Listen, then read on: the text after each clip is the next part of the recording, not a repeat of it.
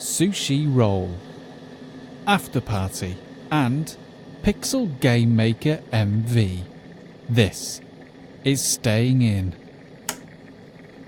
Lads, I'm in a dilemma. Oh. I'm in a dilemma. Anything we can help with? Sam, if I've said it once, I've said it 1,000 times. It's a safe space. Please. Okay, good. Tell all. So, my wife! No. I mean, she's incredible because we were on the couch and we were watching The Apprentice, which if you watch it live, it's a pretty late show. I mean, that show runs from 9 till 10, so we're pushing the boundaries of bedtime already. Post Watershed. And halfway through, she's like, oh, I promised someone I'd make a cake. Hang on. And she got up, and then like 10 minutes later, she just came back and just like, all right, and sat back down, just like, okay, she made a cake. Wow.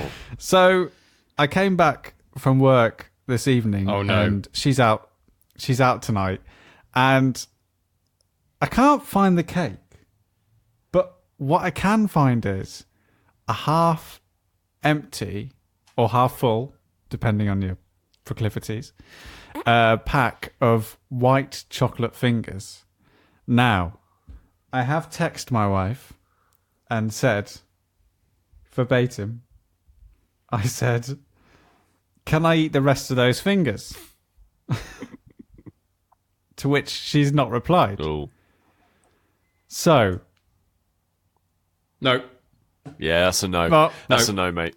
Yeah. No. That's a hard no. You are asking for trouble. But there's no cake. There's no but cake. Sam, you said 10 minutes. That could be the cake. And she's just stretching the definition of cake.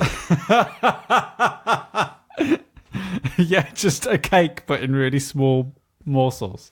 See, the key thing for me here isn't the fact that you want to have a chocolate finger.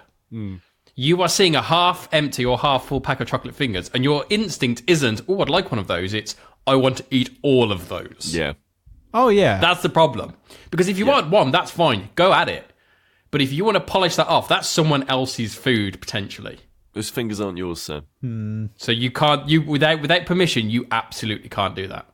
No, I'm just more worried that I'll eat them all, and then Lisa pulls out the cake, which I can't find, and it's only half decorated with white chocolate fingers. Yeah, there's like perfect recesses she's carved into the cake that are just waiting for the fingers to slot into them. And I'm there like... Oh. Because that's the annoying thing about chocolate fingers. You can't fake it. You can't like make your own and just surreptitiously swap them in for the absent ones. I could just slide out one. No. But because I've sent the text... Sure, no. That's it. That's watertight. We all know that's watertight. It's like sociologist Becker's broken window theory, isn't it? Once a packet of biscuits is open, it's got to be eaten. More eating will be done. I think what makes this situation worse is that only last night I ate a whole pack of fingers to myself. Sam! Okay, this is spiralling into other issues here. Sam, are you okay at home? How many fingers? Is everything all right? You just can't stop. They're just... Okay, for completely different reasons now. I just think you shouldn't eat the fingers. Just leave them, Sam. Yeah. Yeah. This is a I habit. mean, she's probably left them there as a warning or as a test. Do we need an intervention? Yeah. No, I'm fine. Yeah, that's what they all Fine. say. Just how many chocolate hands worth of fingers has he eaten in the last 24 hours? Yeah. I think I've eaten... What was the name of that guy in Mortal Kombat with all the arms? Mortaro. Are you sure? What's his name? Gorgon or something like that? There was Mortaro. No, you're thinking of the main boss. Guy. Lots of hands. Mortal Kombat. Goro. No, not Goro. There's one called Mortaro. I think he's the one. Yeah, but I wasn't thinking of Mortaro. I was thinking of Goro. Who's Mortaro? Hold on. Hold on. Hang- Mortaro. Yeah. Oh no, he's not. That's not what I'm thinking about. No, he's a bloody centaur. Yeah, he's a you centaur, fool. isn't he? He's a sub boss. I can't. The day has come where Pete has just been schooled on Mortal Kombat. I'm so sorry. Yeah, I'm so sorry. There's only 24 fingers in a pack of chocolate fingers. That's 4 Goros. Well, no, it's one Goro and a bit of a what's his name? God, you're like that mouse that got into my brother's flat and got into a big, massive multi-pack of crisps. He tunneled into the big bag and then tunneled into each individual bag, and they found it collapsed in the corner, just breathing heavily. Did I ever tell you about the vagrant who I found eating crisps in my kitchen at university? No. Really? Yeah. Jeez. We were there's a really good ending to the story. Okay. So Which implies there's rough terrain ahead, but you've got to stick with it. well, yeah, it's not the nicest thing to walk into the kitchen in your dressing gown, turn on the light, and then from behind the breakfast bar area for a man to stand up holding a packet of my discos in his hands, eating them, a bit like Chris's brother Startled Mouse, look around the room and then jump out of the window. What floor were you on, Sam? Ground floor. Okay. What kind of discos were they? Luckily, he went for the cheese and onion, so Oh, you can't be too mad then. he can come more often, to be honest. Yeah. You just got hundreds of these lying around. It's like the equivalent of someone eating the coffee-flavoured chocolates from your milk tray. Yeah. Yeah, just have at them. Yeah. Just carry on. It's a service.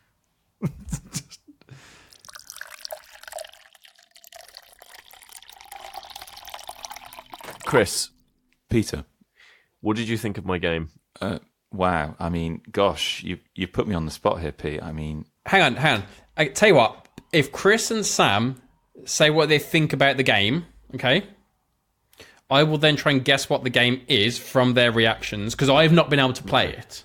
Okay. So I have to then try and guess, and let's see how close I can get. Okay. So, I mean, obviously, this is the week that the new Kojima game came out. So, yeah, stiff competition. yeah, but I thought, In for a penny, in for a pound. Yeah, exactly. I would say my first adjective I would levy at this game, Peter, would be sweeping. Yeah. Yeah, you know what I mean? Yeah, sweeping. Sam, do you want to chip in? I mean, no tutorial, no control layout. Yeah. Very Kojima-esque. They're very Kojima-esque. Very little direction, but it was A game. a game. Yeah. I honestly think, Pete, you judge. You know how some games they're a little bit too long and they outstay their welcome. yeah. Leave them. Yeah, alone. you timed that perfectly. I Absolutely. think. At a good price point for that as well. Yeah, very good point. Yeah, the ratio was perfect. So I'm going to guess, okay? Go on. The only thing I know about this game is it was very small, Yeah. okay? So I'm not imagining some big kind of epic game here. What I'm imagining is you moving a small sprite from one side of the screen, perhaps over some obstacles to the other side of the screen. There's a bit more to it than that, Only a little bit more. but only a little bit, really.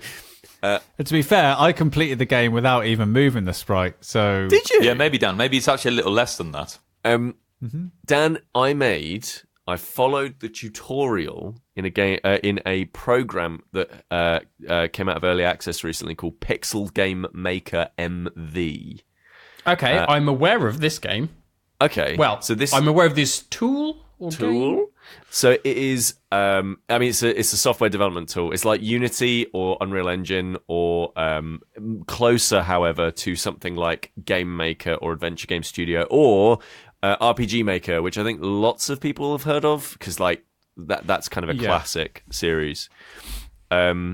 And basically, yeah, I followed the tutorial. It's basically a Mega Man-esque 2D platformer that you make over the course of about, any guesses? Are you talking time wise? How long? Time wise, I'm going to say 2 weeks. 2 weeks. It's about 4 hours. 3 or 4 hours. Yeah. All right. So Could have been spread over 2 weeks. yeah, it could have. In fact, it was. And so those 2 or 3 hours, they walk you through. This tutorial walks you through very, very, very well, actually. I think with a little cursor that follows like points to where you need to go to next to click on certain things, and it explains to you what you're doing to make this little action game. So I could have, if I wanted to, after I'd finished the tutorial, I could have extended the level much, much further out, like I knew how to do that, and made the camera make sure it was following the character. I could have added different enemies, I could have added different blocks and little patterns and so on. I could have changed out the sprites. I could have changed the text for the game over screen or the congratulations screen or whatever it was to say whatever I wanted. I could have changed the sound, like had sound effects, for example, or added in a couple more than just the attack and the explosion sound. I could have done lots of different things, and even program the AI as well to do something different. So the AI for the little enemy robot at the moment, it sees you and it comes after you and then shoots at you and then comes after you again. Like it moves, stops, shoots, comes back after you again. But I could have changed those things, and I knew how to do that sort of stuff and figure it all out.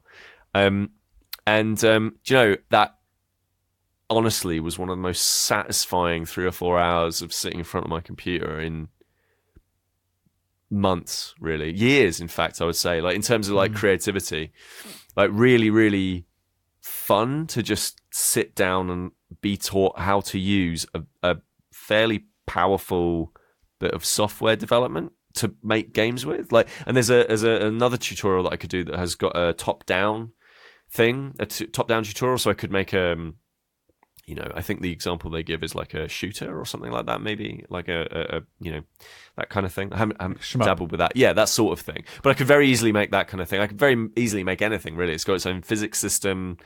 As long as it was 2D, like, yeah, I could pretty much put anything together. And I can use 3D assets as well. It would just always be, I think, always would be a 2D game. Pete, because I've done some of the training on Unity on how to use that, and I quite like the way in which that you're taught that. Basically, you create each tutorial is a kind of a template of the game. You go in there and some of the elements are already there, and it tells you what to press, and then you can kind of commit that to memory. Is that the same for this? Yeah, it's that kind of thing. So this one is, it's very, very similar, and the whole thing is built around, so I don't think this is in Unity. I know it is in Unreal Engine 4. But in UE4 you have these things called blueprints, which you have essentially little boxes, and those boxes have little strings and they'll attach to other boxes, and you're essentially saying like, this is the logic that this thing should follow. It's a kind of top level view on what that is, but like and Pixel Game Maker MV has this, and it is really quite straightforward. Like you have these little boxes of stuff where you're essentially setting the logic of what should happen. Like, do you remember back in the day, like in schools, you'd have those little robots that you could program in the robots, and they would go across the playground. Yeah, Myrtle the Turtle. And they would like go forward this, then turn this, then do these things. So that kind of logic, it's obviously way more advanced than that, but it reminded me of, like this is just that logical process of, okay, if you see me, then do this. Thinking about some of the things you wouldn't think to include. So, for example, like every object can be affected by physics, by gravity, right? And each object can have can essentially have like a barrier that it can run up against things, or things can run up against it. And like these are all like simple little settings and stuff, but if you want to go deeper than that, there is like a ton of stuff underneath the hood, as far as I understand, but the tutorials don't really go into that. But yeah, and the thing it doesn't have that Unity has is a massive massive community of people making YouTube videos, and I think that's so RPG Maker, which is, as I say, is from this same lot. That does have that kind of thing, because it has built up that audience over time. And Pixel Game Maker MV, like, I don't see that not happening, but I didn't need it to actually make this thing. And I think that was the other thing. Like, I've actually been like, I know I've talked this year a lot about like being inspired and stuff and being creative and finding it difficult to do those things. And there's something quite, I don't know if you find this, but like there's something quite creative or inspiring about having like a coloring book, where like you have the coloring book and somebody's like giving you a couple of pens and the outline is right there in front of you, and you start filling in the colors. And actually, all of a sudden, just by actually engaging with the thing, you start to like think creatively. You start to think, well, okay, I'll make this sky red rather than blue. Oh, that's interesting. And then it makes you want to draw more, for example. I think that's the same here. Yeah, that's an interesting analogy, because I was going to ask about in terms of like using this as a way to design a game. Like the thing, like I've always been interested in doing it, but I've never like used a piece of software like this, because I thought I wouldn't get that creative feedback from it unless I'm, actually jacked into the matrix, as it were, and just looking at lines of text and then pressing a button and then seeing it all run. Like, I would feel like I'm some way cheating myself by just ticking boxes. Right. Okay. So I've had this feeling as well. And I was kind of talking with some people at work, because obviously I work in a place where we make these things and we don't use this software. But the thing I've realized making games for the longest time with people who are much smarter than I am, is that it's not cheating. Like, the people who sort of like claim that, like, unless you're writing out code and making your own engines, and like unless you're doing all of this like fancy under the hood stuff all by yourself, oh you made a game in Blueprints, did you? It's like, it doesn't matter, because at the end of the day, the thing that, like, the end user of the thing, whether I wrote every single line of code there, and like when you played it, if I'd have written every single line of code, or if I'd hooked it all up using these little blueprint things, at the end of the day, it's the same result for you as a player, right?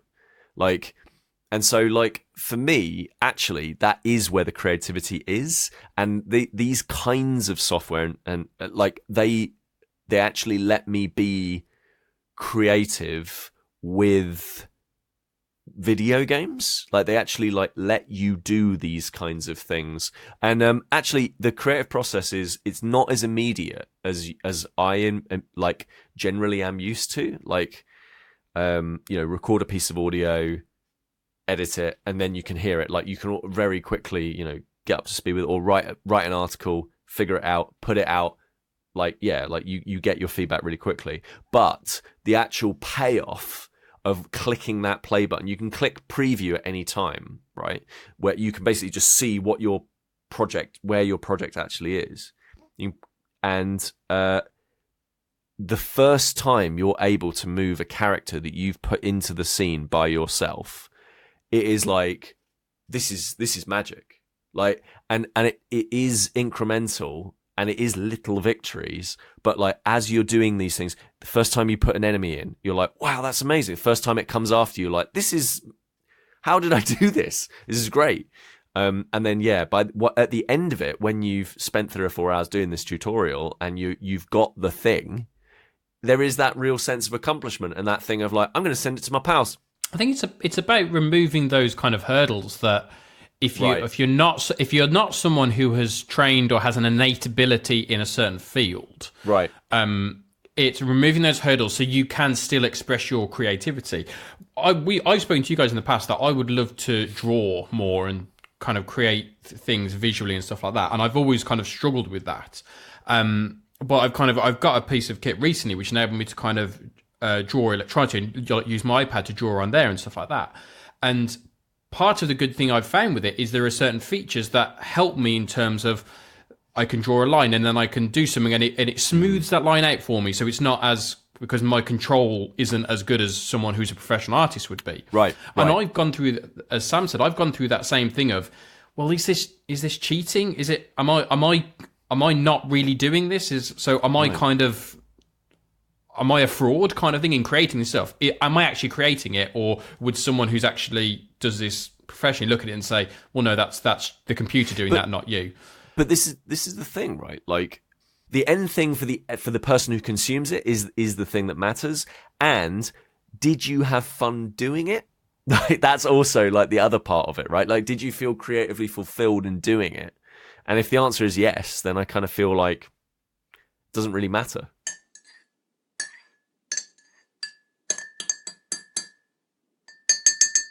Hello, it's the question man. He's come here. He's visiting me this time. I thought I heard something land on your doormat, Sam. Just nipping at your heels. Sorry, I just have to go and speak to the question man. Okay, Hang on. off you go. You can fill. All right, he's off to go and see a person who. I mean, this isn't actually happening. Of course. I mean, let's like break down this fourth wall. We have no idea what he's doing. No. I mean, breakdown is the right word. Yeah. You wouldn't dare. Yeah. Right. Oh, look, he's back from speaking to the question man. He thinks he's doing a funny bit, but really, it's just not working at all. I've got a question. When is he seeking help for this? Right. I've got the question, everyone. All right, yeah, go on. Oh, cool. I'm so glad you're back. We were worried. Question man has given me the Oh, there it is. Look. question. Yep. Very well written. So lucky he caught you just in time.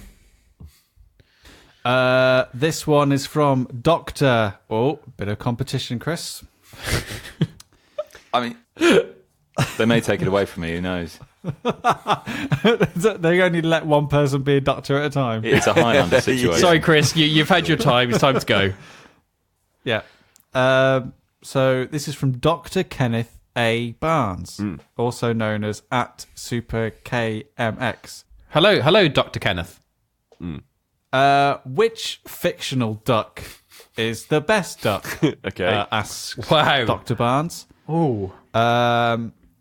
Yep. Edd the Duck. I don't know who Edd the Duck is. Edd the Duck was. I used to have actually a Crush? I used to have a facsimile of Edd the Duck as a child. I believe he spent most of his time on the arm of Philip Schofield. No, that was Gordon the Gopher. I believe Edd the Duck may have been on the arm of Andy Peters. Oh, that's the one. And Andy Crane. Don't know why I know that. Okay, so this is a British puppet that was on children's television. This was CBBC. Philip Schofield had Gordon the Gopher. Right, okay. Right, okay, we're getting hilariously off topic. So yeah, which fictional duck is the best duck? A. Edd the Duck. B. Donald Duck. C. Scrooge McDuck. Or D. Howard the Duck. Okay. Right. Pete, first thoughts. Well, I think Edd the Duck is out as best. Simply because I don't think he's got the staying power. Certainly isn't really all too relevant these days. Howard the Duck, certainly more relevant, but I would say a bit of a joke generally. Not really seen as like a serious duck. I think it's really down to Donald Duck and Scrooge McDuck. And in reality, if we're being honest, the best duck is Scrooge McDuck. Because, first of all, moneyed. Very well moneyed, and clearly a self-made man as well. Like it's obvious that he's not. It's not like he's inherited it. He's gone out, done adventures, earned a load of money, robbed some treasures off of some foreign folks, and brought them back to his big money vat, his big safe. And Andy has a top hat, which basically is. I mean, they're the things that I would want out of any duck. That's the clincher. Yeah. So we have to choose from that list. Okay, right. For me, it's the exact same. I'm torn between those two, but for me, it's Donald Duck, just because I remember a VHS tape I had of just Donald Duck cartoons as a child, and I remember there's one episode where he gets a flat tire, and just tries and tries to change this tyre, and it just never goes the way he wants to go. And I just love how constantly angry Donald Duck is, and he's always on the verge of bursting a blood vessel, and it's just hilarious because the more cross he gets, the more ridiculous he sounds. And also, like all classic Disney cartoon ducks, he is dressed entirely from the waist up to highlight the nudity of the lower half below the equator. Yeah. Has to be Donald Duck out of that list. I mean, I'm surprised not to see Daffy Duck. I felt he's a leading contender in the fictional duck race. But if I've got to choose from those four, I mean, I'm tempted to go Scrooge. Yeah, so it's the popular choice. I'm tempted to go Scrooge. I just think Donald Duck, he's the obvious choice. And whilst I do want to stick with the Disney, so I think I'm going to have to go with old Scroogey McDuck. Yeah. Also, DuckTales has a great theme tune, so that sells it for me. I'm going to go Edd the Duck because if I know one thing, is that young me was on point, and if young me had his own version of Edd the Duck as a kid, that I must have been onto something right.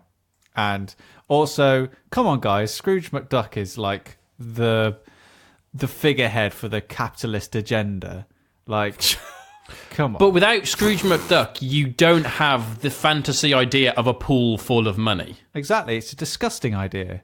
No, it's a beautiful idea. Everyone dreams about having a pool of money they can dive into. Diving into a huge vault of just dollar coins. Oh, no, you can get dollar coins? Let's not get into the physics of it. Let's just focus on the joy he experiences. Yeah, I mean, you're right, Dan. After all, it is a duck that talks with a Scottish accent. Yeah.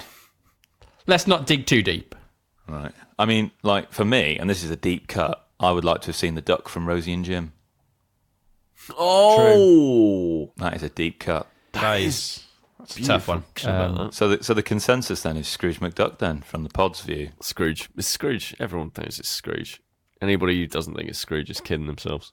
There is a what is this? This is a comic. Yeah, 12 comic book stories featuring the life and times of Scrooge McDuck. So I can literally give you his whole history. Ebenezer Scrooge, year one. Scrooge was born in Glasgow to Fergus McDuck and Downey O'Drake. He has two younger sisters, namely Matilda McDuck and Hortense McDuck. He was born out of wedlock. Yeah. He goes into business at the age of 10 with a shoe shine kit that Fergus built for him. His mother dies at the age of 30.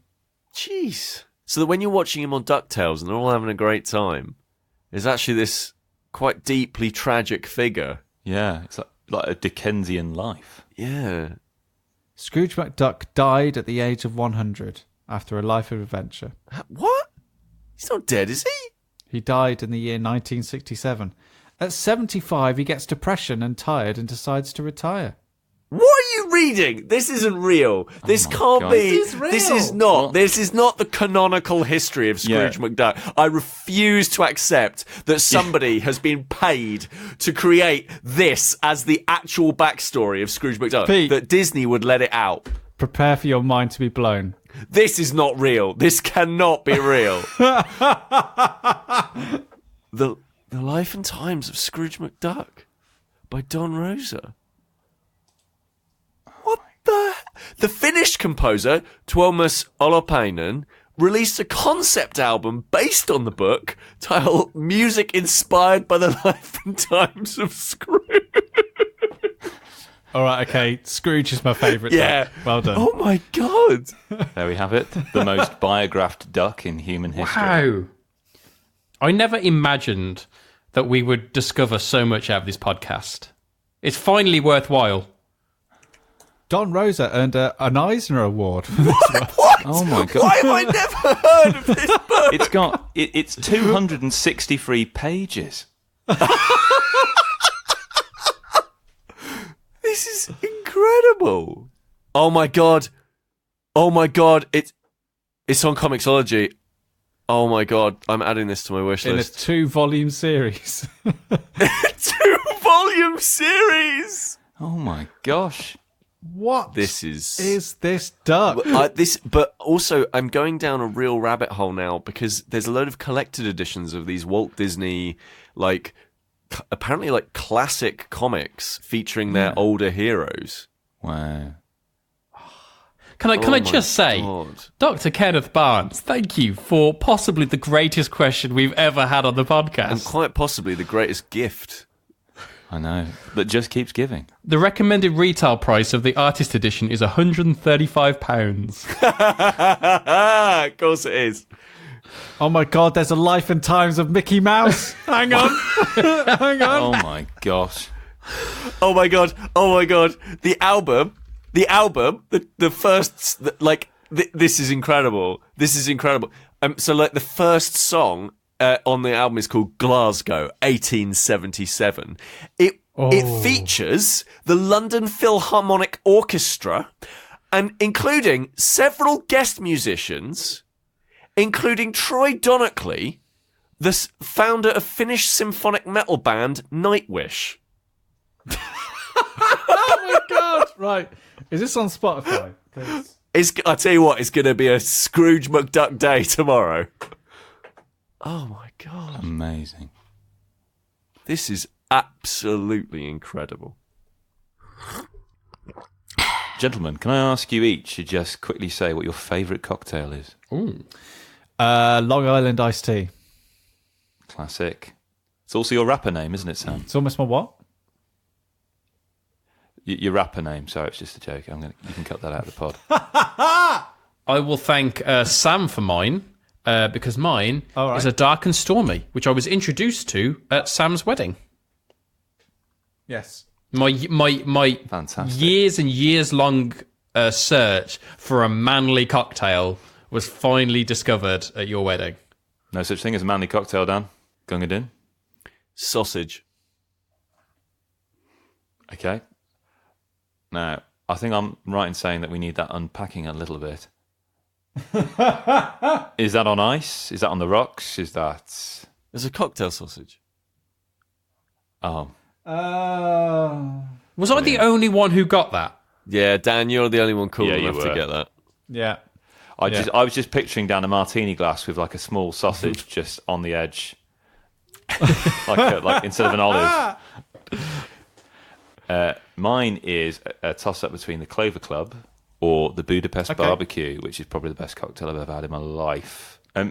The reason I'm asking about cocktails, gents, is I've just started playing Afterparty, which is a game I've been waiting for quite a while. I know, I keep going on about it. It's from the guys who did Oxenfree, Night School Studio. And it's even got the same composer, Scientific American, or SCNTFC, whose music I really love. In fact, actually, when I'm at work sometimes doing some admin, I will chill out and listen to the Oxenfree music because it's just really quite cool. And I'm going to do the Sam Turner thing, which is where I'm talking about a thing when I've only experienced a tiny bit of it, but I kind of just want to talk about it anyway. So just preface this with just first impressions, really. Okay. Yeah. Because I recently finished Control and Yeah. So oh dear. so this is a video game. I've got it on my PlayStation 4. It's your classic indie adventure, story-driven, tick. The premise for this one is you've got two best pals, Milo and Lola, who, for some reason I don't know yet, are in hell. And it's not the kind of like Dante-esque version of hell. This is like a Matt Groening Futurama-esque version of hell, which is quite, a deadpan humour and a bit like The Good Place as well to some extent, where you've got demons that are just basically like have like human-esque problems. They just happen to be demons. So you've got like bars and pubs and things, and there's a cab driver who's ferrying you around called Sam. And Milo and Lola are trying to accustom to the fact that they are not only dead, but in hell. And while they're waiting to be processed, they discover that there's a loophole. If they can beat Satan in a drinking competition, they can get back to Earth. Okay. And the whole premise of the game is them doing things to get to that stage where they can get past the queue, to this never-ending queue, to Satan's headquarters and attempt to face him in a drinking contest. And what I like as a mechanic, to some extent, there's a possible ethical quandary here in terms of the messages it's sending, but what I quite like is the fact that drinking is used as a mechanic to solve puzzles. So imagine this, you're in a social situation in a bar, and you've got to try and locate a particular person. It's like a kind of a traitor, let's say, in the mix. And you go to the bar and you order a drink, and the drinks are, for example, Bloody Stool, Famous Last Words, the Great Amathian, which is actually, if you want to know the ingredients, is vodka, horseblood, demon radish, and apparently was a favourite of Alexander the Great, or Pear of Anguish. And each of those drinks has a particular quality. So when you're in conversation, you can take a swig of this drink and suddenly you've got a third dialogue option, which will either be, like, depending on the drink you've drunk, super helpful or super not helpful. So, for example, I just picked a random drink and didn't realise until I went into this conversation, I realised that just gave me a good knowledge of sport, which gave me no help whatsoever, which led to a hilarious kind of dialogue encounter. So I just went back to the bar and grabbed another drink. Because there's no currency, you've just got infinite drinks. But is there any negative effect from drinking a lot of drinks? Yeah, so the screen gets even fuzzier, and like your coordination really is hindered massively, particularly when you're in drinking competitions where you not only take a swig, but you then have to balance the glass, and trying to maneuver your controller to balance one glass on top of the other. It is trying to capture that essence of being drunk. So you're in this kind of interesting state where you don't want to get too drunk that you cannot physically move around space, but equally you need to get a little bit sloshed in order to solve the puzzles and get through the game. So kind of like the exact state that you need to be in to be very, very, very good at pool.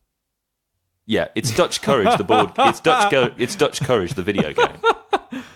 The way you're describing it, Kris, it almost sounds like they want like a really inventive deck building game.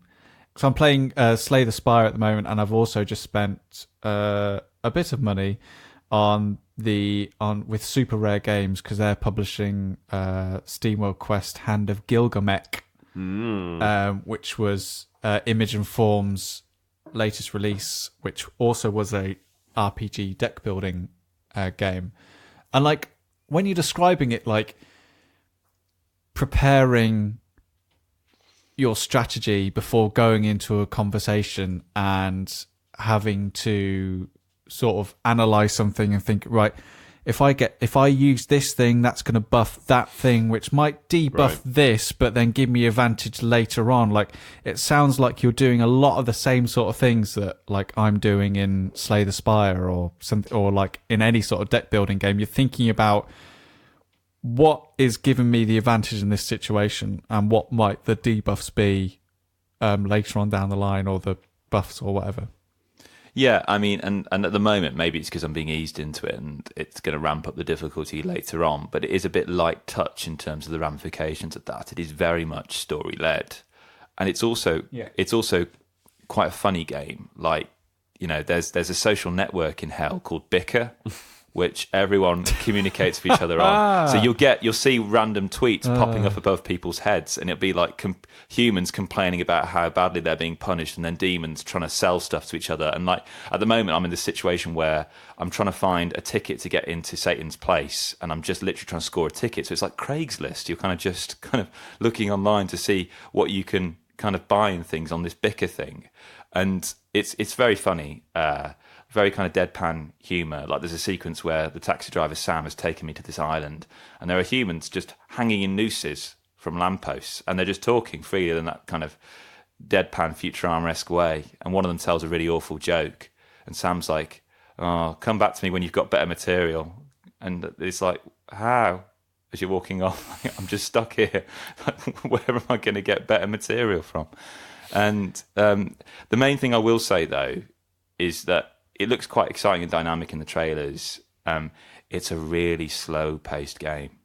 I mean, but Oxenfree was a really slow-paced game. But you've got this large breathing landscape that you can kind of take in the visuals of. Like the visuals are striking here, but it's a compressed space. You're walking through crowds of people. You're in tight rooms like bars and pubs. The camera doesn't zoom out. Well, at the moment it hasn't, like it does in Oxenfree, and you feel you're part of this larger breathing landscape, and you actually enjoy that fact of it taking its time. This moving between people and having conversations just drags a bit. I think that thing about like actually getting used to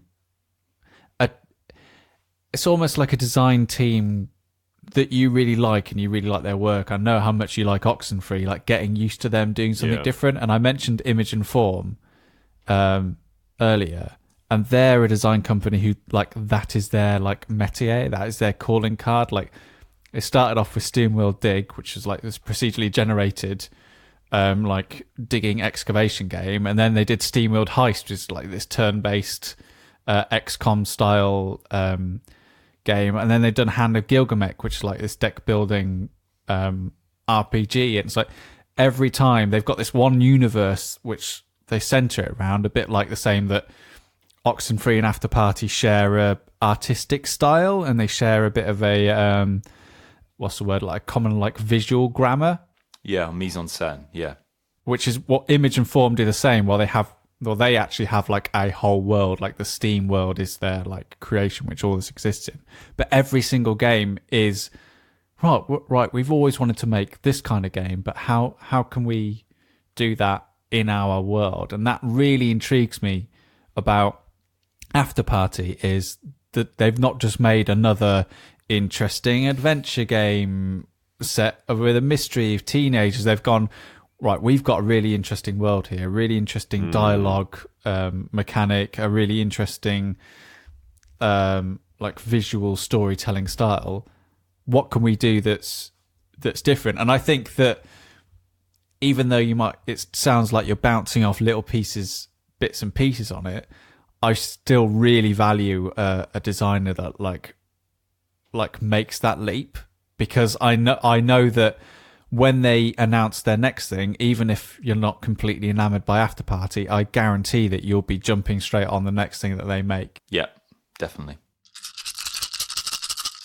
I've been playing unintentionally a couple of spin-off games, which are not really played. Hang on, have I?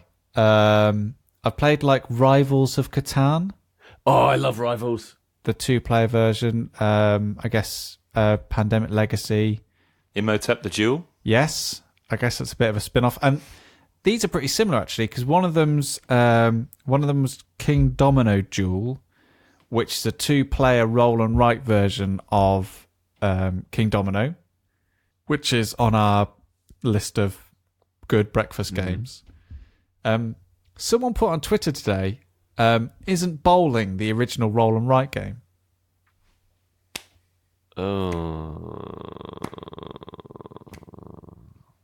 It's good, isn't it? Very good. It's good. I'm it having is, that. though, but they're right. I mean, they are right. They are. I don't like that they're right. Yeah. So, have you guys played Kingdomino before? I think so. You bought it for me as a gift. That's not a yes. Were you not there when we played it?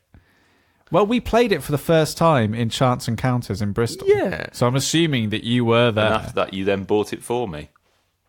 Yeah, because we thought Kris would really love this game. Oh, yeah. And then we bought it for Kris as a present. Yeah. Yeah. Yes, I wasn't there. I was away. Dan wasn't there. Kingdomino is a very simple game. Like the clues in the title, basically. You have these like domino pieces, and you draft them from a pile, and the idea of the game is to match up as many of similar types of pieces of the tiles, like water or land or rock or quarries and stuff. And the more pieces you're able to get that all match, the more points you get at the end of the game.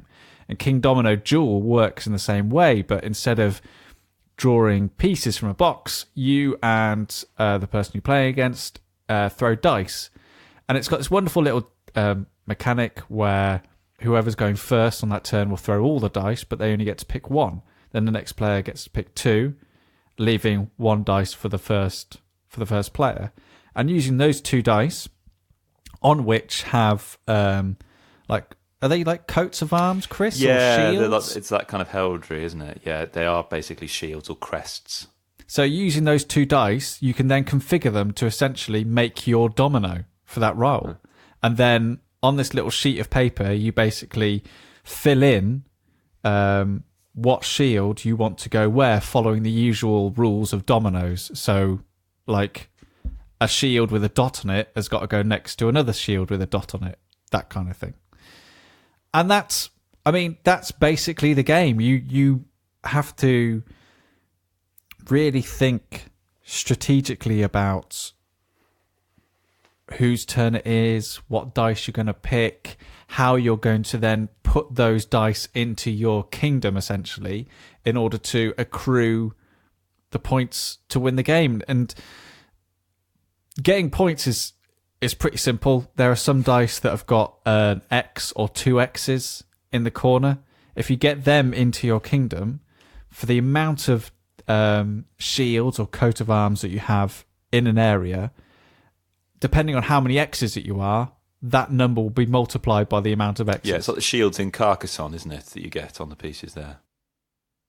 Yeah, exactly. To some extent, yeah. So there's a lot of focus on the game of trying to get these shields with the X's on, because those are always the way that you're going to rack up the points. But if you don't get one, you instead will put the dice in like normal onto your little sheet, but then you also get to scratch off a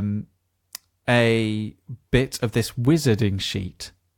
So each shield has a power that's associated to it, and if you're able to basically tick off all the boxes associated with that power, you'll get to use it on a future round. Right, okay. So it's really like shot up in terms of like 2-player games that I'm introducing to people and that me and my wife are playing, because it's so incredibly intuitive and easy and very, very snappy. And the wizarding powers just gives it enough of that feeling that when you finish playing, you just start to really percolate on how you may have done things differently, or how you may have like acted a bit differently in the game. Like, how did you feel like playing it, Kris? Because I'm going to say straight away, this is my favourite roll and write. Really?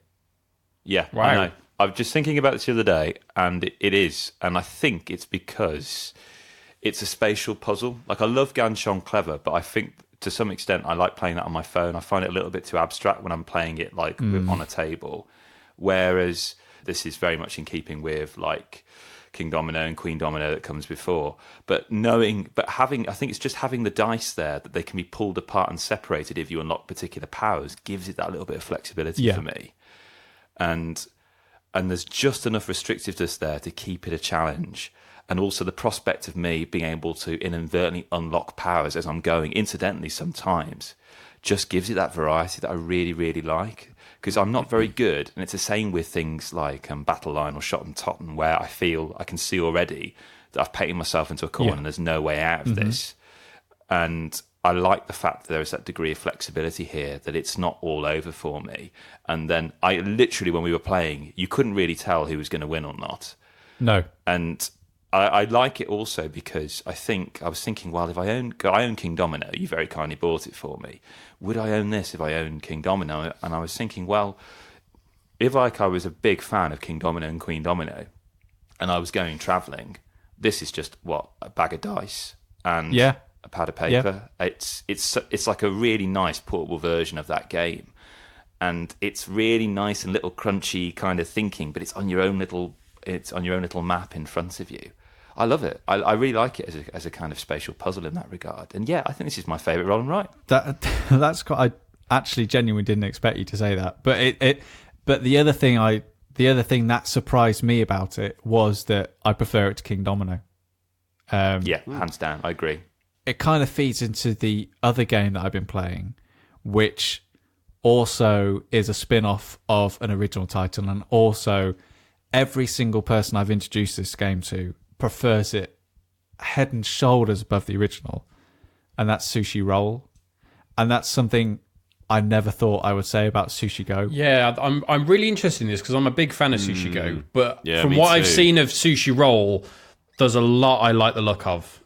Yeah, I think, Dan, I think my wife would kill me if I did, but I'd love to send you this, or probably get it you for Christmas or whatever, because I genuinely think that you and your family would get a lot from it. And genuinely, every single person after playing this has gone, I prefer that better than Sushi Go.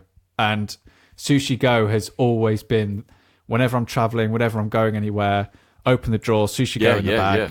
100%. Off we go. Like, always been there. So, do I need to describe Sushi Go? Are we there yet? It's a card drafting game where you're passing around cards. Imagine like a sushi conveyor belt. You take a card, you pass it on, you take a card, pass it on. Depending on different sort of sets that you collect of different types of sushi will depend on how many points you get at the end of the game. Sushi Roll works pretty much the same, but instead of cards, you're rolling dice. So at the start of your turn, you'll have 6 dice, which you roll. You then pick one. Your neighbour picks one, goes around the table. And then one thing I love about Sushi Roll is that it's a lot more visually stimulating than Sushi Go. This is the bit that I love. I know what you're going to say. It's that like you have your dice sit on these little conveyor belts. Right. So when you've picked your dice, you push the conveyor belt round to the player on your left. It's just I've seen that and I just thought it's such a silly little addition. However, it just works so beautifully in the world of what the game is that I just like, yeah, that's amazing. And obviously that's something that couldn't be done before with the cards, just because you physically wouldn't be able to put the cards down like that. It just wouldn't work if it wasn't like this. But yeah, it looks so interesting. But also what's quite clever is one of those conveyor belts is the first player marker, isn't it, as well? So that moves, which is really smart, with every turn. And then when you get your new dice, you roll them, and then the process starts anew. And I think that bit about it being visually stimulating is really cool, because there's a lot to Sushi Go's design that I've always loved, but a lot of it always remains hidden. But here, everyone gets to enjoy like all the little like graphics on the dice, and you have these little menu boards in front of you which tell you what's on each side of each of the dice. So you can always see like this, like these like splashes of color around the table, rather than everyone holding up the same like bank of cards in front of them. The other thing it does, which I think is one of the reasons why a lot of people I play with prefer it to Sushi Go, is that it gets rid of that really awkward chopsticks rule, which it's one thing whenever I've played like Sushi Go with anyone. It's like, this works like this works like this, and they're like, yeah, but then there's chopsticks, right? Yeah. And I don't think you're going to understand how these chopsticks work. Get a notepad and pen out, because yeah, because there are these chopsticks. So but in Sushi Roll, chopsticks is you get to swap a dice that someone else has rolled with a dice that's on your thing. So already visually that makes a lot more sense. So you're literally like picking up a pair of chopsticks, picking up something on else's food and putting it on your conveyor belt. And that brings me to, I think, what I love most about this game over Sushi Go is the fact that, unlike Sushi Go, where you feel like you should be remembering kind of what's going around the table, you should be kind of holding in your head that, all right, there's a couple of prawns going around, so I'll take a prawn now with the hope that maybe I'll complete that set later on. With Sushi Roll, all of that information is on the table at all times. You can see that there's makis on the table. You can see that there's wasabi dice. You can see that there's the dice that you're going to need floating around the table to get the sets that you want. So when you're swapping a dice from one player to another, it becomes a lot more of a tactical thing of, right, am I swapping this to get some benefit, or can I swap something to stop them getting some sort of benefit from the table? Or if you're really crafty, because you know the conveyor belt's going to move round, can I swap something that benefits me off the player of my left, knowing that it's going to stop them passing something on to the next player that they need to complete their selection? And that wonderful like overt strategy of literally like looking around the table and going, oh, there's a lovely bit of sashimi over there. Yeah, I could do that. It's like you're at a restaurant seeing what other people have ordered. Yeah, and still, the other thing is, you can get the dice that you want, but if you don't roll what you want, then it doesn't matter. So that's the other thing that I love, that you can spend ages being tactical and strategic, something which I don't feel like Sushi Go really allows you to do. And then, but if you don't roll the dice, that person who you just annoyed because you took the thing, it's just like, yes, it serves you right.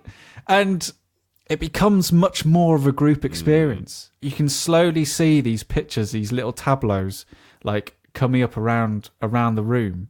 And it just makes it like, it feels like it's a game it was always meant to be, in a way. Honestly, if you are a Sushi Go fan, this is like, yeah, it is. It's better. It strikes me as kind of like a situation where often you'll have kind of big games then offer a travel edition that you can take. Yeah. Whereas it's kind of going the opposite direction. So you've got Sushi Go, which is this kind of great thing in a small tin that you can take with you. And like, I mean, I introduced it to kind of niece and nephews who are like 6 and 7. And they don't play lots of games and stuff like that, but it's really easy to introduce, and they loved it. Then they wanted their own version, so they bought it as well. Similar thing with Rhino Hero. So going from Rhino Hero to Rhino Hero Super Battle, and I loved Rhino Hero. Yeah. And then when I bought Rhino Hero Super Battle, and it's fantastic, but it takes it from being a travel game into a game you play at home with a group of friends, kind of thing. Not that you wouldn't play the original at home, but it becomes something designated to, this is what we do at home. We can't take this and play in I don't know if you play Rhino Hero in a cafe or something like that. I mean, I'm talking about a Costa, not a board game cafe. But it's strange that you say that, because they kind of already did it with Sushi Go Party. Sushi Go Party. I never played that. So Sushi Go Party was came in a massive like tin. So imagine the Sushi Go tin, but about 4 or 5 times the size. And like your average biscuit tin. Yeah. And basically what Sushi Go Party allows you to do is change the rules basically for every time you play it. So you can essentially, you're not always collecting the same amount of stuff. You're not always doing the same things, and it gives you a little like scoreboard tracker going around. It's very much like, as you're saying, that like, let's sit down and play Sushi Go at home, but like, let's add a few more things. Like I was always like, oh, I really wish I'd never bought Sushi Go, because I'd love to have Sushi Party. Like Sushi Roll makes me think like, I'm really glad I never bought Sushi Party, because like, this is that game I want to play now.